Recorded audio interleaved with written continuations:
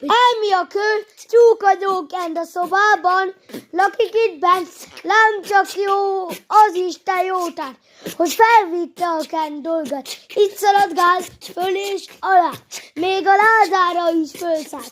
Eszébe jut, kotkodákol, s nem verik ki a szobából. Dehogy verik, mint a galamot ettethetik, válogatja a kendermagban. Kis király sem él jobban, ezért aztán tyúkanyó, hát jól betűje megken magát. Iparkodjék, ne legyen ám, tojás szűkében az anyám.